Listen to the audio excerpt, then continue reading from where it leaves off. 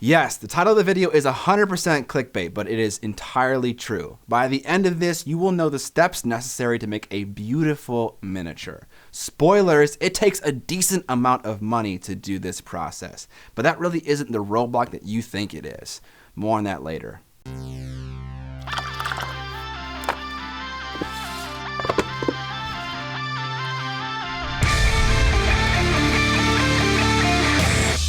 What up, Mini family? About 10 months ago, I mentioned wanting to make my own miniature. I'm not sure when it's going to happen, but I'd love to find someone to design a miniature for a class that I would take on tour, essentially. Well, I can finally say that after a lot of hard work, none of which I actually did, the model is finally a reality and you can buy it.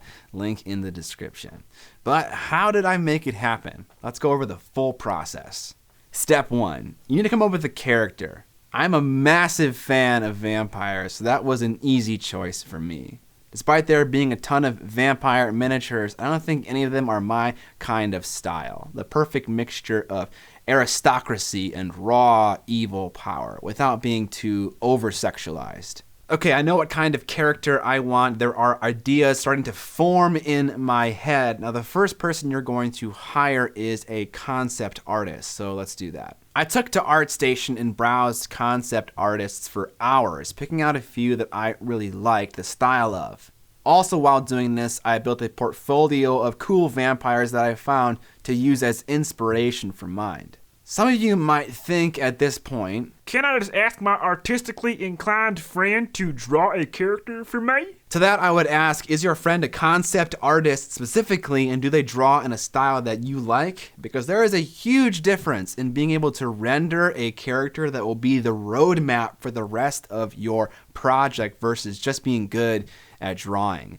At the beginning of this project, I didn't know that there was a difference. I hired one of my favorite illustrators from Instagram to draw me a cool White Lord character, and while the drawing is absolutely awesome, it doesn't function well as a concept art because it has a lot of undefined details that my future sculptor will have to interpret. The purpose of a concept art for me is to have all of your details locked in, like 95%. You want there to be little to no room for interpretation. So find a concept artist that draws in a style that you like and don't skimp on it. Seriously, this is the roadmap for the rest of your model, so you want to look exactly like what you want it to look like. I found Tatiana Petrova. It was this particular character that stuck out to me. I absolutely loved this character and knew Tatiana would be perfect for the job. So I emailed her and she got back to me and we settled on a price, and she asked me to create a mood board. A mood board is a collection of images that help inspire your concept artist. Remember earlier how I mentioned that I was collecting cool vampire pictures? Well, this is where those kind of come into play. So I created a mood board and sent it along with some written descriptions as well. We went back and forth on the concept art, slowly creating the perfect vampire character, and eventually we had a final image that was amazing. Now it's time for some sculpting. While browsing on ArtStation, I actually found a few sculptors who had made miniatures for companies that I've bought models from in the past. One of them being Ali Jalali for a company called Ares Mythologic. It was really important to me that I found a sculptor who had sculpted miniatures before and not just regular old 3D models. I wanted someone who was a subject matter expert. If you want some advice on how to find sculptors, because that can be kind of a tricky thing sometimes, a lot of companies that make display models, which I'll have linked in the description below in a convenient list, oftentimes they credit the sculptors they use. So you can find models that you like aesthetically and are also sculpted in the same scale that you like, and you can get in contact with them to do work for you.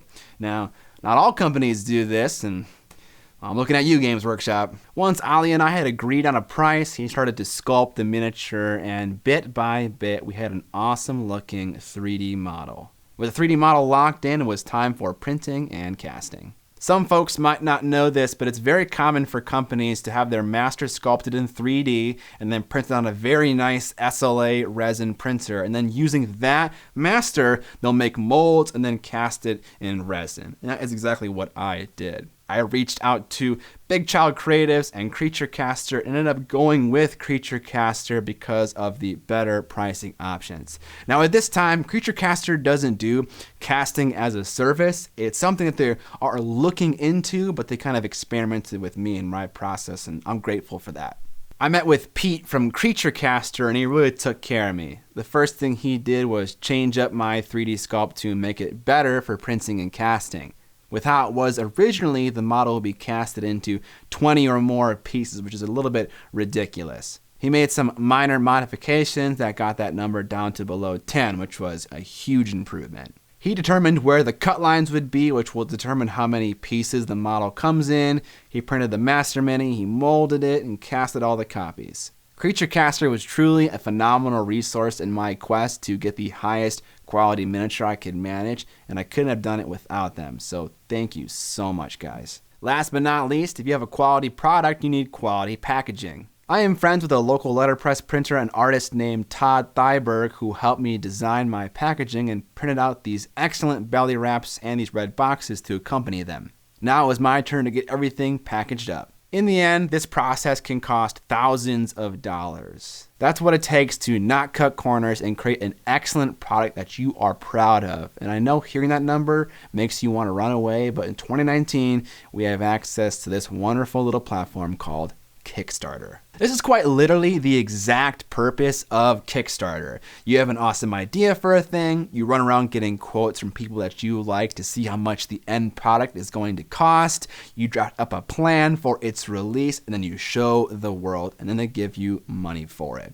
In fact, I have a friend who's doing this exact thing for his budding miniature company, and now they're on their second and third release. It's a process that definitely works. So to summarize, the process is this. Have an idea for what you want. Get a concept for it. Get a 3D sculpt of it. Get it molded and casted. Somewhere along the line, you also need money to accomplish this. Now another expense that you may have is finding a painter to do box art for you. But probably the majority of miniature companies in the world don't have painted box art. But because I know a thing or two about painting miniatures, I decided to paint my own box art instead of hiring someone else, and even then, it's not a necessary expense. Well, if this video didn't feel like an ad to buy my vampire miniature, I'm glad it didn't, but I'm about to ruin that right now. When I made the video where I mentioned wanting to make a model, I also mentioned this. Also, what if I produced the digital version of the class that each student who took my physical class got access to? I could even make the digital version of the class available to people that weren't able to attend the class as a less expensive standalone option. Well, I did just that, and you can buy the digital class for this miniature along with it at a discounted price to learn how to paint the model. Now I want to get ahead of two totally valid questions that you might be having right now. Number one, you make tons of free content online about miniature painting. Why would I spend money on a video series? Yes, if you've watched all my videos on YouTube and memorized them all, approximately 60% of the course's information is going to be redundant. But if you have an encyclopedic memory and you can memorize 120 plus videos, you're probably diffusing Russian launch codes for the military instead of painting miniatures.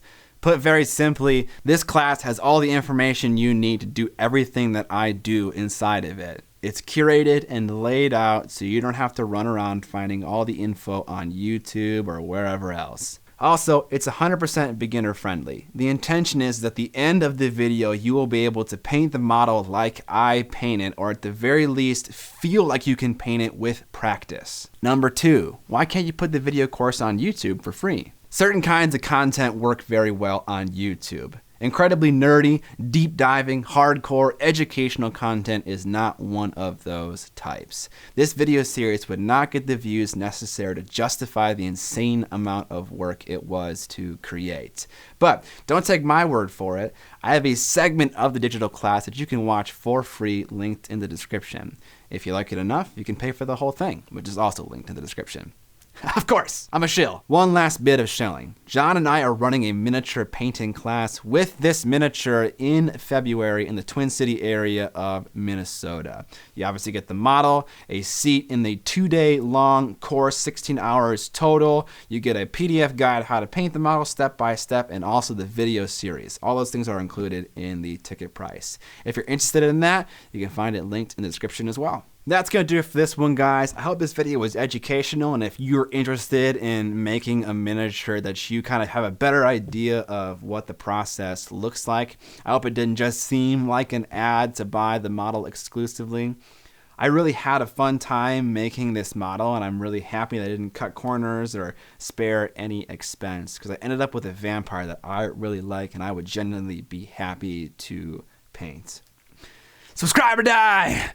And most importantly, don't forget to paint more minis!